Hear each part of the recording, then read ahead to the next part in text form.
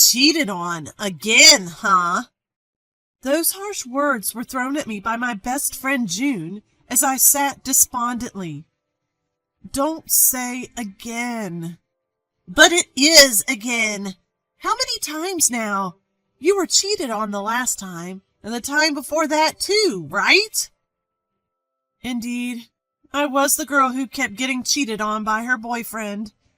Always, I'd start dating because I was asked to, but in the end, I'd be cheated on and discarded. Perhaps it was my fickle nature, but if someone asked me to date them, I'd generally fall for them. So, getting cheated on was always incredibly painful. Why do I always get cheated on? Then June replied with a dumbfounded look. Well, you're so indifferent that it's no wonder you're cheated on. When I'm dating, I'm all excited, but I don't want people to know that or to show that I like the person I'm dating, so I always end up acting detached. You know, if you don't do something about it, your life will be nothing but work, right? At her words, I held my head in my hands. My name is Melissa. I'm a 29-year-old office worker. Yes, 29 years old. I want to tell my 21-year-old self, who at her birthday party was saying things like, I'll be married by the latter half of my 20s, and by the time I'm 30, I'll have 2 kids, about my current situation. I loved the boyfriend I was dating at the time and thought we would get married, but he cheated on me and dumped me a year later. I'm bored being with you. Bored? What are all the other girlfriends in the world like? No matter how many times I thought about it, I just didn't get it. After that, I had boyfriends who cheated on me. Some relationships didn't even last 3 months. Looking back, the boyfriend I dated when I was 20, with whom I was together for more than a year, was the longest relationship I had. June, who knew all about this and had been my best friend since high school, had met someone wonderful, married at 27, now had a child, and was apparently going to have another one next year. The life I had imagined was June's. During this time, my coworkers were excitedly planning a blind date. A blind date, huh? I wondered if it was possible to find a good match in such a situation. Well, most of my colleagues were around the same age as me, so I understood their urgency, comrades. Then, one of them called out to me, Hey, Melissa, you should come too. I don't want to go on a blind date. But you just broke up with your boyfriend, right? She hit me where it hurts. I had only told my colleagues that I had broken up with my boyfriend. I didn't want it to get around the office that I was the girl who kept getting cheated on. With that thought, I unusually decided to participate in the blind date. Nevertheless, I didn't feel particularly enthusiastic. On the day of the blind date, I was dressed as usual, wearing my regular makeup, while the others in the group had put on nicer clothes and had done their makeup perfectly. So this is what a blind date is all about. I watched the scene as if it was someone else's business. The blind date was a stylish restaurant. When we arrived, 5 men were already seated. After ordering drinks and toasting, another man walked in. He was oddly disheveled, wearing a crumpled shirt and black-rimmed glasses. To put it kindly, he didn't seem suited for a blind date. Well, I'm not one to talk. After a while, a man approached me. I've fallen for you, Melissa. Let's exchange contact info. No matter how you looked at him, he seemed like a casual guy. As I hesitated, thinking that this was a bit too much, the man sat down next to me and tried to forcefully take my phone. Hey, could you please stop? I had to try to gently decline, but my words came out more stern than I had intended. Everyone was absorbed in their own conversations, paying no attention to me. Then suddenly, a man grabbed my arm. "Don't push it. They won't like it." It was the man in the crumpled shirt who had arrived late. His name, apparently, was Ricky. I thanked him, and he pushed up his glasses, shook his head, and without a word, sat across from me. He had a hard-to-read demeanor. As the party started to wind down, people who had paired off started to leave, and those going to the after-party also left. In the end, it was just Ricky and me. We ended up walking together to the subway station, mostly in silence. Ricky seemed to be a quiet person.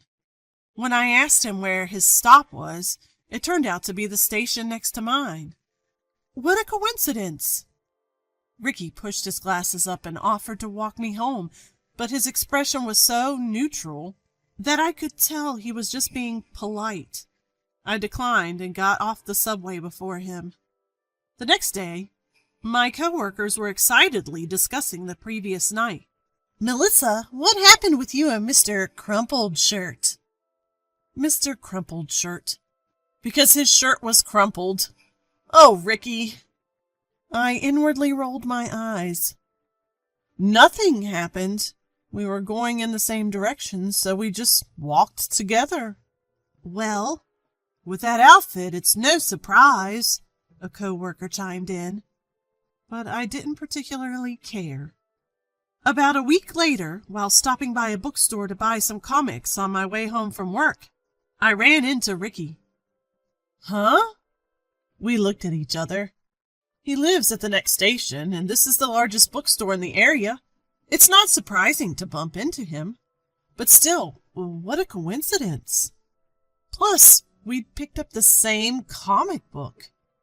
Huh? We realized this at the same moment. We both naturally said the same thing and laughed. Would you like to grab a bite?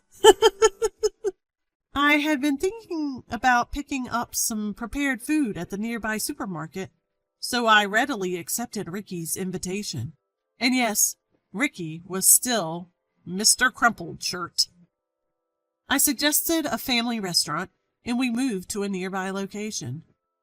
Ricky, who hadn't said much during our previous encounter, was more talkative today. I found myself smiling often and realized he was both a good speaker and listener. When I told him this, Ricky pushed his glasses up and averted his gaze. Did I say something wrong? Since then, Ricky and I occasionally went out for meals or drinks. Ricky was the same age as me, worked at a startup, and enjoyed reading comics and going for drives. Information I hadn't known about him at the blind date suddenly came flooding in. Ricky was interesting, and we clicked. But then something started bothering me. Hey, Ricky, do you have a girlfriend? He pushed up his glasses and hastily responded. If I had one, I wouldn't be going on blind dates. I guess that makes sense, but I felt surprisingly relieved at his response. Wait, do I like Ricky? No, we're just friends. The day after going out for drinks with Ricky, my coworkers approached me. When did you two start dating? Huh? Their question made me blurt out a weird sound. What were they thinking about? You're dating Mr. Crumpled Shirt, aren't you? Oh, Ricky. No. We just happened to live nearby, and we bumped into each other and went for drinks, that's all. Upon hearing my words, my coworker started to laugh. Oh, okay, that makes sense. There's no way such a lame guy would be your boyfriend. One by one, they began making fun of Ricky's appearance. For some reason, I was seething.